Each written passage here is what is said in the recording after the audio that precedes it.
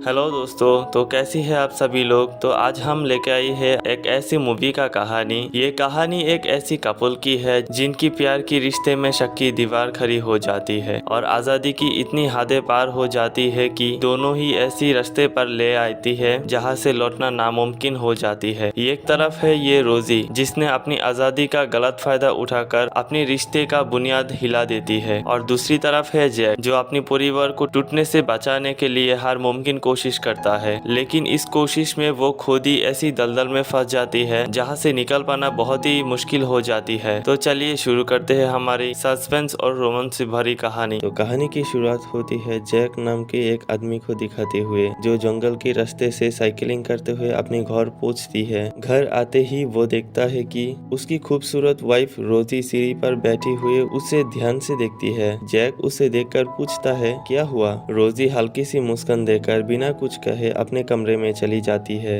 इसके बाद जैक और रोजी उनकी बेटी ट्रिक्सी को बेबीसिटर के पास छोड़कर वो दोनों एक पार्टी में जाने की तैयारी करने लगती है। रोजी पार्टी में जाने के लिए तैयारी करने लगती है तो जैक अपनी वाइफ को बड़ी प्यार से जूता पहनाने लगती है। इस पल को देखकर ऐसा लग रहा है कि दोनों के बीच बहुत ही गहरा प्यार है, लेकिन हकीकत असल में कुछ और ही है जो बहुत ही जल्द हमारे सामने आने वाली है। अब जैक और रोजी बहुत ही अच्छी से पार्टी में पहुंचती है और पार्टी में उनके कई सारे दोस्त भी मौजूद है। सब कुछ अच्छा चल रहा होता है कि तभी जॉन नाम का एक लड़का पार्टी में आता है तो रोजी उसे देखकर खुश होकर हाय कहती है और तुरंत उसके पास चली जाती है। जैक ये सब चुपचाप देख रहा होता है। फिर रोजी जॉन को लेकर पार्टी से बाहर हो जाती है और दोनों अकेले में एक जगह जाकर एक दूसरे से किस करने लगती है। जैक बाहर का ये नजारा खिड़की से देख रहा होता है, लेकिन वो कुछ नहीं कहकर वहाँ से हट जाता है। असल में वो अपनी बीवी के अफेयर के बारे में सब कुछ जानती है। अब जैक और रोजी की इस टॉक्सिक रिलेशनशिप के बारे में उसकी दोस्तों को भी पता था। वहाँ जैक की एक दोस्त मेरी इस टॉपिक पर बात करते हुए कहती है तुम्हें सब कुछ पता है फिर भी क्यों इस रिश्ते को निभाना चाहती हो। तो जैक जवाब देती है रोजी अपनी जिंदगी में जो कुछ करना चाहती है वो करे, मुझे इससे कोई एतराज नहीं है। मैं चाहूँ तो ये रिश्ता तोड़ सकती हूँ, ये उसी को भी पता है, लेकिन मैं उसे बहुत ही प्यार करती हूँ और मैं अपने परिवार को टूटने नहीं देना चाहती हूँ। पर मेरे यकीन है कि एक दिन रोजी को मेरा प्यार जरूर समझ आएगी। इसके बाद जैक बारटेंडर से ड्रिंक लेते हुए एक कमरे में आ जाता है जहाँ जॉन भी उसके पीछे चली जाती है और बेशर्मों की तरह जैक से कहती है कि मैं तुम्हारी मेहमान नवाजी के लिए शुक्रिया कहना चाहती हूँ और तुम्हारी मेहमान नवाजी वाकई कमाल की है और मैंने देखा है कि ज्यादातर हस्बैंड अपनी वाइफ को किसी और के साथ देखकर जलन होती है, लेकिन तुम तो बड़ी महान हो।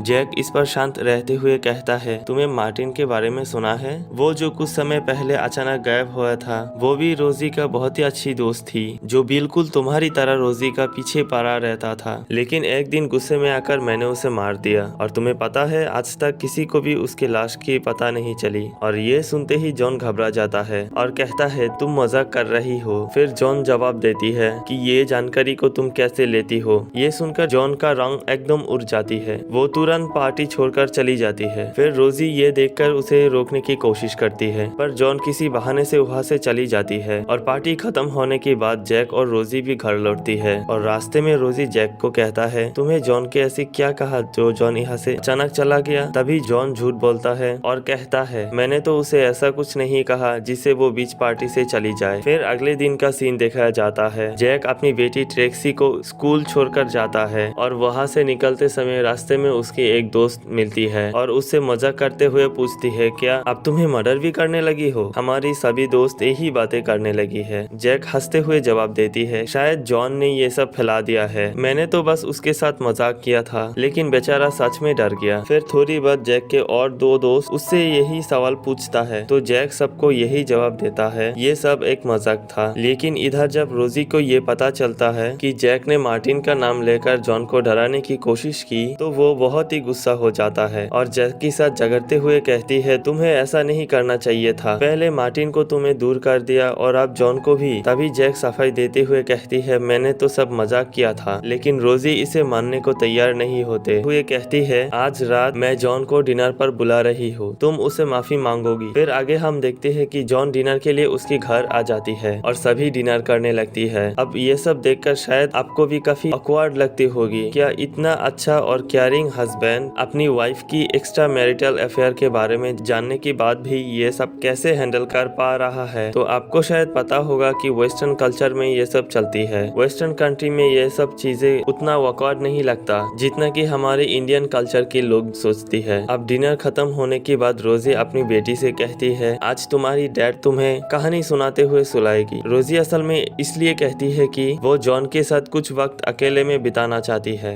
जैक भी ये सब समझ रहा था पर वो कुछ नहीं कहता और वो ट्रिक्सी को कहानी सुनाते हुए जल्दी सुला देती है और फिर नीचे आता है। नीचे आकर वो मिरर में सब कुछ देखती है कि दोनों किस तरह का वक्त बिता रही है। उससे जलन होने लगती है। वो गुस्से में किचन में आकर एक प्लेट तोड़ देती है। इस आवाज में रोजी किचन में आती है और जॉन के लिए एक और ड्रिंक ले जाने के लिए कहकर दूसरे कमरे में चली जाती है। तो जैक जॉन के लिए ड्रिंक लेकर जाता है, लेकिन जॉन को भी अभी भी उस मर्डर वाली बात को लेकर डाउट था। तो वो जैक से कहता है, क्या तुम्हें नहीं लगता उस मर्डर वाली बात को लेकर मुझसे माफी मांगना चाहिए। ये सुनकर जैक उस बात से पलट जाती है। जैक गंभीर होकर कहती है, असल में उस मर्डर वाली बात मजाक नहीं सच है। मैंने सच में उसके सर पर हथौड़ा मार मार के काम तमाम कर दिया था। और यही सुनकर जॉन की एकदम बत्ती गुल हो जाती है और वो घबराकर वहाँ से भाग जाता है। लेकिन हमारी सवाल ये है कि जैक की ये मजाक सच है और जॉन को डराने का एक तरीका था, ये तो हमें जल्दी पता चलेगी। इसके बाद जैक और उसके परिवार को एक पार्टी में दिखाया जाता है जहाँ उसकी दोस्तों के साथ साथ कई सारे लोग भी मौजूद थे और वहाँ पर जैक की मुलाकात मार्क नाम की एक राइटर से होती है जो जैक की एक बेस्ट फ्रेंड कैली की हस्बैंड थी जो अक्सर शहर से बाहर रहती है। और दोनों एक दूसरे से काफी बातें करते हुए पर्सनल टॉपिक पर चर्चा करने लगती है। और मार्क पूछता है, तुम काम क्या करते हो। जैक जवाब देती है, मैं अब रिटायर हो चुका हूँ और अब थोड़ा बहुत काम करता हूँ, पर ज्यादातर मैं साइकिलिंग करते हुए वक्त बिताता हूँ। और तभी रोजी एक बात बताते हैं कि जैक ने एक माइक्रोचिप डेवलप किया है जिसने मिलिट्री वाले अपने ड्रोन से अपने टारगेट को बड़ी आसानी से हिट करते थे।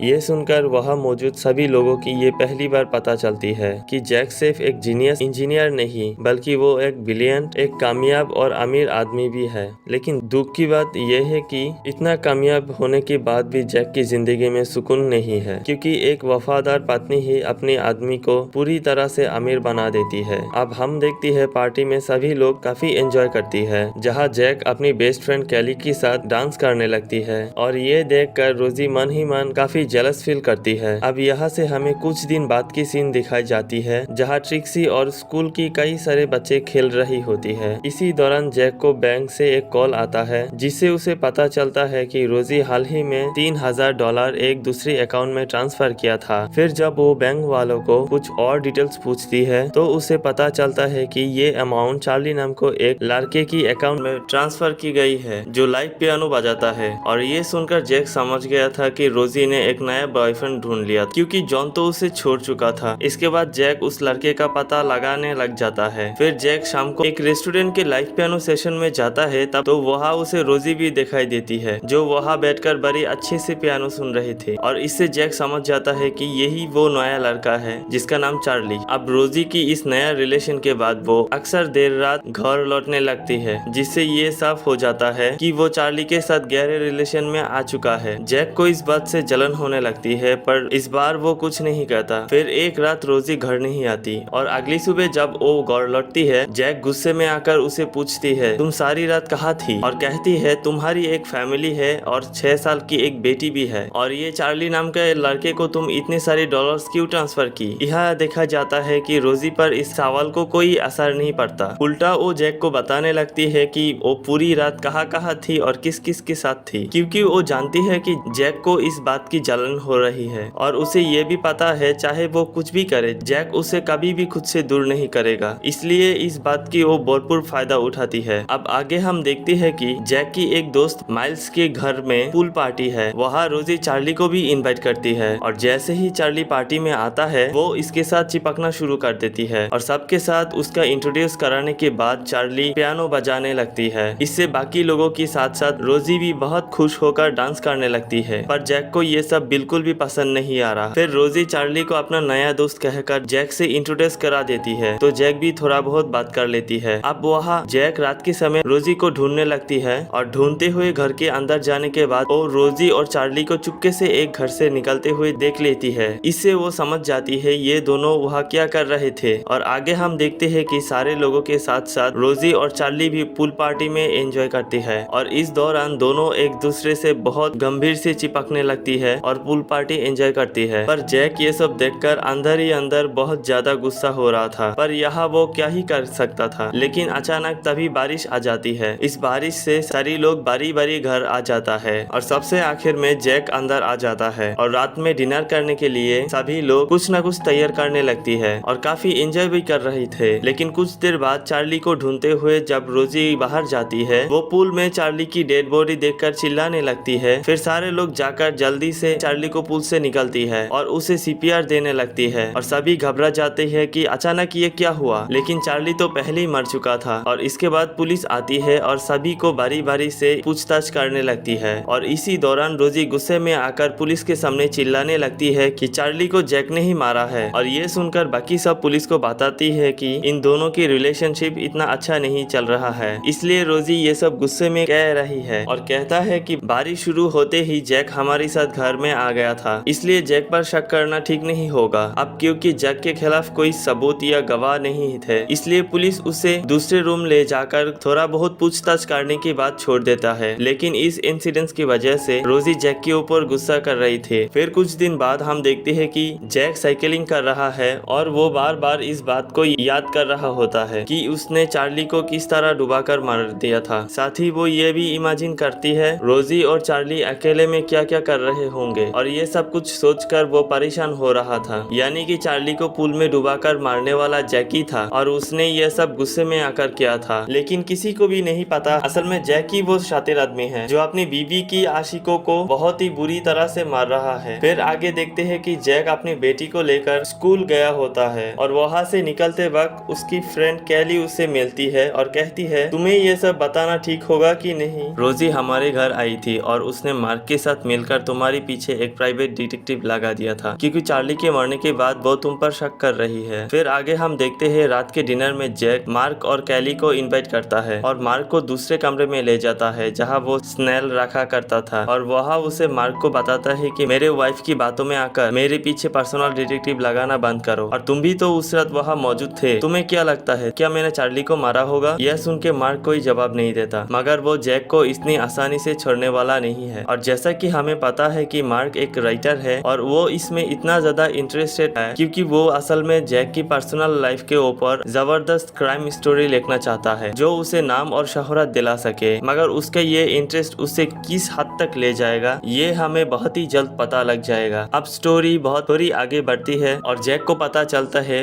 रोजी ने फिर से एक नया बॉयफ्रेंड बना लिया है जो उसी की कॉलेज का एक फ्रेंड है और जैक उन्हें एक साथ घूमते हुए देखता है और रोजी की इस नया बॉयफ्रेंड का नाम टोनी। फिर एक दिन टोनी रोजी से मिलने घर भी आ जाती है और जैक भी घर पर होता है और वो ये देखकर सब समझ रहा होता है। फिर ये सभी एक साथ डिनर करते हैं जिसके बाद टोनी मौका मिलते ही रोजी के साथ उसके घर जाता है, उसके रूम में चली जाता है और वहाँ उसके साथ रोमांटिक होने लगती है और जैक भी ये सब चुपके से देख रहा होता है और इस बार रोजी भी उसे देख लेती है जिससे वो एक ऑकवर्ड सिचुएशन में आ जाता है। फिर हमें दिखाई देती है अगले दिन जैक एक कार लेकर टोनी का पीछा करती है और मौका देखकर उसका सामने गाड़ी रोक देती है और थोड़ी कैजुअल होकर उसे पूछती है अरे तुम तो यहाँ हो, रोजी कितने देर से तुम्हें कांटेक्ट करने की कोशिश करती है, शायद तुमसे कुछ काम है, चलो मेरे साथ मैं तुम्हें छोड़ देता हूँ। अब रोजी से मिलने के लिए टोनी गाड़ी में बैठकर निकलने लगती है लेकिन जैक कार ड्राइव करते हुए टोनी को बहुत दूर जंगल की बीचों बीच एक सुनसान जगह पे ले जाती है जहाँ कोई भी नहीं था। फिर वो दोनों गाड़ी से बाहर होती है। टोनी गाड़ी से उतरने पर जैक को पूछती है यह हम क्या करने आई है और इतने में जैक एक पत्थर लेकर टोनी का सिर में मार देता है। टोनी कुछ समझ पाता इससे पहले वो एक और बड़ी पत्थर लेकर उसके सर पर मार देता है जिससे टोनी अनकंट्रोल होकर नीचे खाई में गिर जाती है और वहीं पर तुरंत उसकी मौत हो जाती है। इसके बाद जैक नीचे जाकर टोनी की लाश को ठिकाने लगाने लगती है और फिर उसे डेड बॉडी से पत्थर बांधने लगती है और इसी दौरान जैक ने टोनी की पॉकेट से उसकी वॉलेट रख लेती है। फिर उसे नदी में ले जाकर डुबा देती है ताकि उसकी बॉडी किसी को ना मिले। अब अगले दिन हम देखते हैं कि रोजी और ट्रिक्सी एक साथ पिकनिक पर जाने के लिए तैयार हो रही है और तभी जैक घर पर आ जाती है और रोजी उसे पूछती है क्या तुम हमारे साथ पिकनिक पर जाओगी, जिससे जैक चलने के लिए तैयार हो जाती है और पूछती है कहाँ जाने का प्लान है। तभी ट्रिक्सी कहती है कि हम पास्ट में के ही एक फॉरेस्ट साइड में जा रही है। अब अगले सीन में हमें उस जगह पर देखती है जहाँ जैक मन ही मन डर रहा था क्योंकि ये असल में वही जगह है